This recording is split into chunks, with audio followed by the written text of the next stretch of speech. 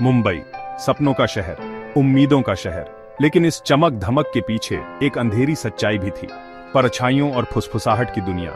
ये थी Mumbai underworld, power, लालच और हिंसा की दुनिया।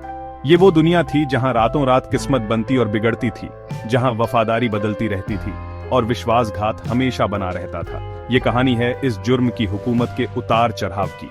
ये कहानी है उन लोगों की जिन्होंने इसकी अंधेरी गलियों पर राज किया और उन ताकतों की जिन्होंने उन्हें गिराया। 1960 के दशक में मुंबई के हलचल भरे गोदी में एक नाम गूंजता था, हाजी मस्तान। उस समय मुंबई का बंदरगाह व्यापार और गतिविधियों का केंद्र था, जहां हर दिन हजारों लोग और सामान आते जाते थे। इसी माहौल में हाजी मस्तान ने अपनी पहचान बनाई। खुद के दम पर ऊपर उठने वाला वो छोटे से आदमी से स्मगलिंग का बादशाह बन गया। हाजी मस्तान का असली नाम मस्तान मिर्जा था और वह तमिलनाडु के एक छोटे से गांव से आया था। मुंबई में आकर उसने अपने जीवन को बदलने का संकल्प लिया। उसने शहर के स्मगलिंग रास्तों पर कब्जा कर लिया, सोना, चांदी और दूसरा गैर कानूनी सामान लाता था। हाजी मस्तान ने अपने नेटवर्क को इतना मजबूत बना लिया था कि कोई भी सामान बिना उसकी अनुमति के मुंबई में प्रवेश नहीं कर सकता था। उसकी योजनाएं इतनी सटीक होती थीं कि पुलिस भी उसे पकड़ने में नाकाम रहती थी। मस्तान ने रॉबिन हुड वाली छवि बनाई, गरीबों और जरूरतमंदों की मदद करता था। वह अपने धन का एक बड़ा हिस्सा समाज सेवा में लगाता था, जिससे उसकी लोकप्रियता और भी बढ़ गई।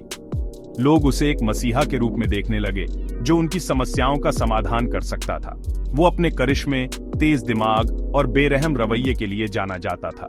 हाजी मस्तान का व्यक्तित्व इतना प्रभावशाली था कि लोग उसकी बातों को ध्यान से सुनते थे और उसका अनुसरण करते थे।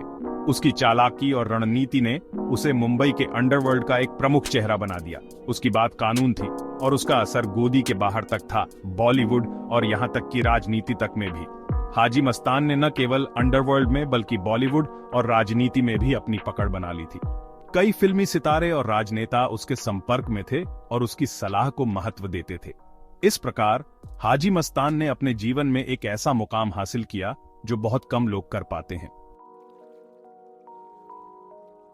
जहां मस्तान का राज गोदी पर था, वहीं दो और लोग उभरे जिन्होंने अपनी अपनी हुकूमत बनाई। ये दो लोग थे करीम लाला और वरदराजन मुदलियार। दोनों ने मुंबई के अलग अलग हिस्सों में अपनी ताकत और प्रभाव जमाया और शहर के अंडरवर्ल्ड में अपनी पहचान बनाई। अफगानिस्तान से आया पठान करीम लाला, उसने दक्षिण मुंबई पर अपना कब्जा जमा लिया। करीम लाला का असली नाम अब्दुल करीम शेर खान था और वह 1930 के दशक में मुंबई आया था। उसने जल्दी ही अपने आप को एक ताकतवर गैंगस्टर के रूप में स्थापित कर लिया। वो जुए के अड्डे और जबरन वसूली के रैकेट चलाता था। उसकी ताकत डर और वफादारी से बनी थी। करीम लाला ने अपने गैंग के माध्यम से मुंबई के कई हिस्सों में अपना दबदबा बनाया। उसके आदमी हर जगह फैले हुए थे और उसकी हुकूमत को चुनौती देने की हिम्मत कोई नहीं करता था।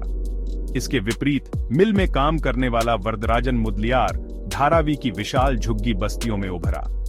वरदराजन का जन्म तमिलनाडु में हुआ था और वह 1940 के दशक में मुंबई आया था।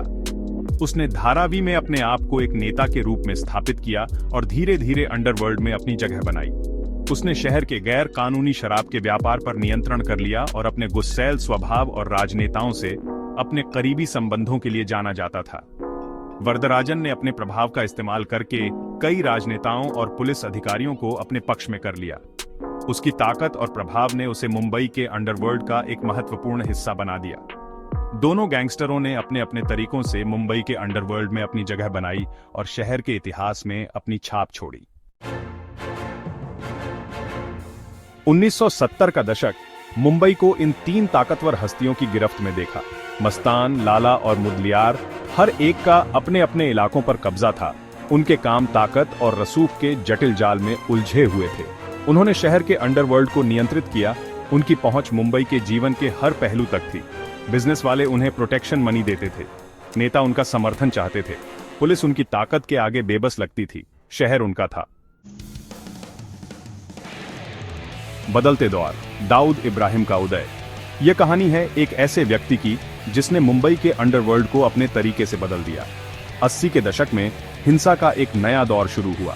मुंबई की सड़कों पर खून बहने लगा और शहर में डर का माहौल बन गया। एक जवान, महत्वाकांक्षी गैंगस्टर दाऊद इब्राहिम परछाइयों से उभरा। उसकी आंखों में सपने थे और दिल में आग। उसने स्थापित व्यवस्था को चुनौती दी, पुलिस और प्रशासन को खुली चुनौती दी। उसकी क्रूरता उसके पूर्ववर्तियों से भी बढ़कर थी। वह न केवल अपने दुश्मनों को हराने में माहिर था, बल्कि उन्हें पूरी तरह से खत्म कर देता था। दाऊद की महत्वाकांक्षा की कोई सीमा नहीं थी। उसने दुस्साहसी डकैतियां की, बैंक लूटे और अपने साम्राज्य को बढ़ाने के लिए हर संभव प्रयास किया। प्रतिद्वंद्वियों को खत्म कर दिया और अपने रास्ते में आने वाले हर व्यक्ति को हटा दिया, और ड्रग तस्करी और अंतर्राष्ट्रीय आतंकवाद में अपने साम्राज्य का विस्तार किया। उसने अपने नेटवर्क को अंतर्राष्ट्रीय स्तर पर फैलाया और दुनिया भर में अपने नाम का डर फैलाया। मुंबई अंडरवर्ल्ड बदल रहा था और दाऊद इब्राहिम इस बदलाव का केंद्र बिंदु था।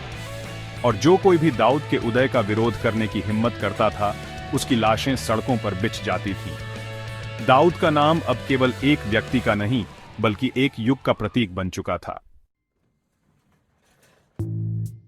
सड़कों पर खून, गैंग वॉर और बदला। दाऊद के उदय ने खूनी गैंग वॉर की एक श्रृंखला को जन्म दिया। मुंबई की सड़कें युद्ध का मैदान बन गईं। गोलीबारी आम बात हो गई थी। बेगुनाह लोगों की जानें चली गईं। दाऊद और अरुण गवली के नेतृत्व वाले मस्तान गिरोह के अवशेषों के बीच प्रतिद्वंदिता विशेष रूप से क्रूर थी। जैसे जैसे मरने वालों की संख्या बढ़ती गई, शहर दहशत में जी रहा था और अधिकारी नरसंहार को रोकने के लिए असहाय लग रहे थे। कानून का लंबा हाथ अंडरवर्ल्ड पर शिकंजा कसता हुआ। बढ़ती हिंसा ने सरकार को कार्रवाई करने के लिए मजबूर कर दिया। पुलिस ने संगठित अपराध से निपटने के लिए विशेष इकाइयां बनाईं। उन्होंने अवैध गतिविधियों पर नकेल कसी, ठिकानों पर छापेमारी की और प्रमुख लोगों को गिरफ्तार किया।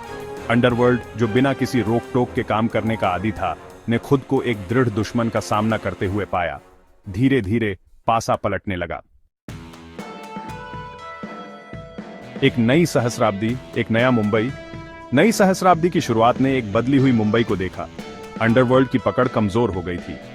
कानून प्रवर्तन एजेंसियों ने उनके नेटवर्क को बाधित कर दिया था और कई लोगों को सलाखों के पीछे डाल दिया था। शहर अब उनकी मर्जी का गुलाम नहीं रहा।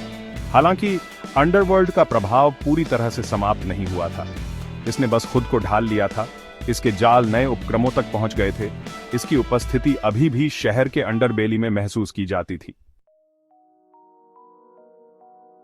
परछाइयों की विरासत, मुंबई अंडरवर्ल्ड के साथ स्थायी आकर्षण। मुंबई अंडरवर्ल्ड हालांकि कम हो गया है, फिर भी एक लंबी छाया डालता है। यह भयानक आकर्षण का विषय बना हुआ है। इसकी कहानियां धीमी आवाज में सुनाई जाती हैं और किताबों और फिल्मों में अमर कर दी जाती हैं।